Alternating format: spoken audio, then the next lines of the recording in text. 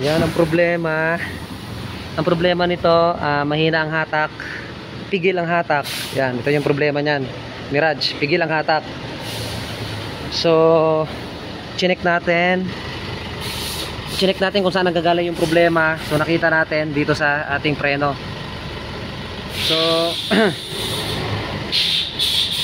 kung mapapansin nyo, yan, yung rotor disc ni ma'am, kinain na nung brake nya. Yung rotor disc nya, nagbakal sa bakal na ito. Yan. Ito, nagbakal sa bakal na. Sobrang nipis na ng lining nya. To sa kabila, yan, bakal na, kaya minasin shop nya na kusa. Pinagod nya na. So, ito rin. Kung mapapansin dito sa kabila, ang kapal pa ng brake pad. Yan. Ang kapal pa ng brake pad. Sa kabila, bakal sa bakal na. So, ito yung naging problema nya. Yung yung caliper kit butas. Yung caliper kit butas, habang ginagamit to ni ma'am, umuulan, nadadaan sa tubig, nababasa, pumapasok dito sa ating piston, yan, kinakalawang. So sa katagalan na gamit, hindi napapansin na may butas pala ito. So ito na nangyari. Yan, tutong na yung kalawang. Kaya ang nangyayari, pag nagpipreno si ma'am, wala nang play. Habang tumatakbo yung sasakyan niya, pinipigilan yung takbo niya kung saan na nagpipreno. So pinipigilan, kaya pala daw nagugulat siya kapag yung tumatakbo siya, parang pigil yung takbo niya, o kaya pagka yung paakyat yung ano niya, yung daan, hirap na hirap umakyat yung sasakyan. Ito, grabe na yung ano niya, oh. Grabe na yung kalawang, oh. Sobrang kinalawang na. So ito, lilinisin natin to. Pag hindi nakuha sa linis to, kasi tutong na yung kalawang, oh.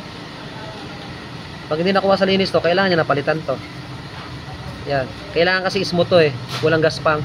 Kasi pag may gaspang to, sisirain niya yung pinaka-o-ring yan sa loob. Sa loob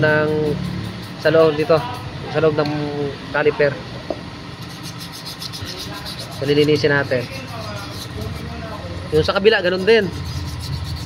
Maganit na rin yung ikot ng maganit na rin yung ikot ng ng gulong. So, kailangan palitan na rin yun.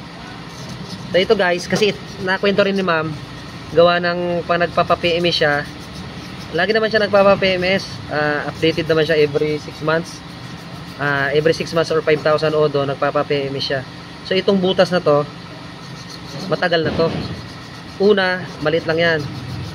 Maliit na butas lang yan, hanggang sa lumaki ng lumaki. So hindi ito na-check habang nagpapa-PMS siya, hindi na-check to. Kasi kung na-check to, dapat napalitan na to nung una pa lang. Nung maliit pa lang yung butas. Kaya lumala ng ganito. Yan. So, ayun. Yung rotor disc niya, 4 piece na rin. Kasi may kain na.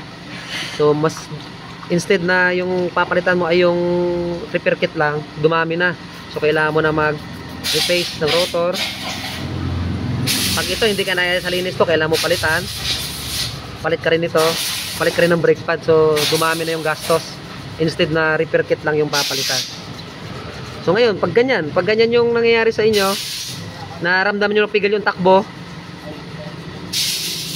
iangat nyo yung gulong nyo, ikutin nyo. Pag hindi nyo naikot, yun, stack up yung isa sa gulong sa harap nyo. Isa sa gulong sa harap ng sasakyan nyo, stack up. Yan, ito na yung dahilan yan. Repair kit. Ayos.